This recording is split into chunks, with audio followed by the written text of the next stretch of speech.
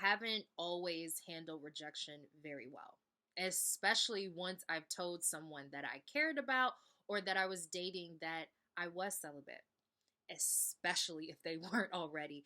But keep watching this video if you want to know how to handle that rejection and to overcome it.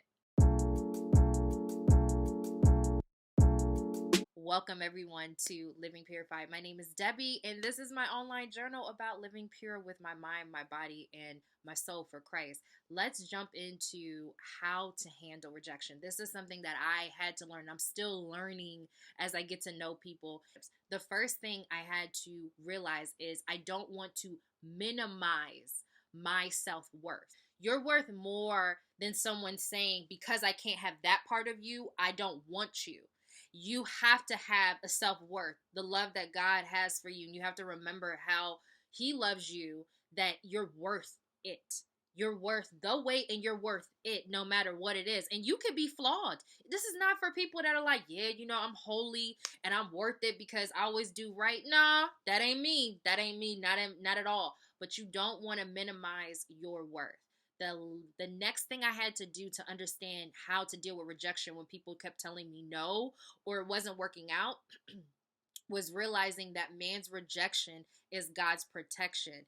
God protects us in ways that we don't even understand, that we're like, why did you move like that? I've even had prayers and I'm like, God, why bring them in my life?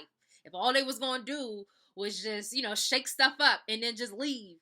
And so one thing I had to learn is God's protecting me because I'm chosen, because I'm living the way that I want to live for him.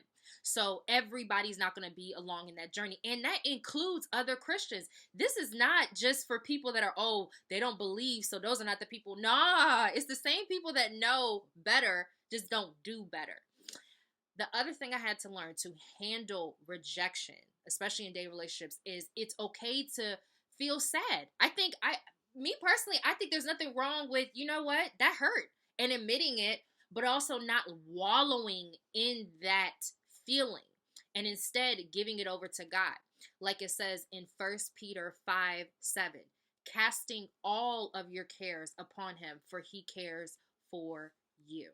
That is such a great scripture because it shows you that you don't have to handle this by yourself. And it's okay if you're upset or angry.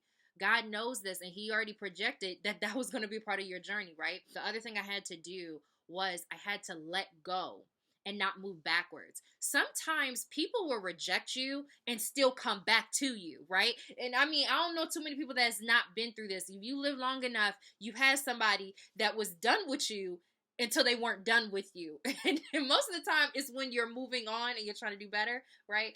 And I had to learn that it's just let it go.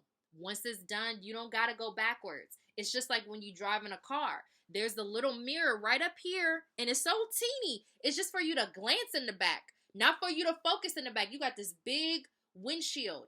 You need to keep moving forward. And that's what I had to have that mindset. Even when someone said, I'm sorry, I didn't know what I was talking about. You keep moving forward and ask yourself, God, that just wasn't it, and be okay with it. The other thing I had to do was to talk to God and trust a trusted friend or accountability about it. I don't think when you get rejected, you should hold it in. And that's something that I don't do. I did before, but I've learned not to do that. I want to pray about it. I want to pray about my frustrations. I want to pray about, what are you trying to teach me, God? Like, what was that? Yes, you're protecting me, but what was that? And really get into it in prayer, but also talking and venting with a friend. I don't think there's anything wrong with talking about it, but make sure you talk to it about a friend that understands. You may have different friends. Like I have different friends. Some of them are pure and they, they're single and they're doing their thing and they're not trying to be they're trying to be absent and all that good stuff. And then I have other girlfriends that are not. They're like, no, not doing it. And I don't convict either one. But I think it's cool to have either people in your life. I don't think you have to surround yourself with only people that are purified and, are celibate. But I do think you need to find that tribe. But you don't have to cut off all your other friends that are doing their thing, because you just never know what type of inspiration or you could be a blessing in their lives other ways, instead of just saying you're that friend that's trying to convert them. Like, you don't have to be like that. I don't think so. Not minimizing your worth, realizing that man's rejection is God's protection, being okay with your emotions, but not letting it overwhelm you and overtake you, letting go and not moving backwards, and talking to God in a trusted accountability environment helped me with rejection, because rejection hurts. I don't care what people say. It hurts when people reject you, even if you saw it coming or if you didn't see it coming. Rejection sucks. But it can be heal. You can get over it. You can move on. You can heal from it. So thank you so much for watching this. And I'm hoping that this helped you, like it's been helping me, to learn how to deal with rejection and people saying, look, I ain't trying to deal with you because I'm not about that life.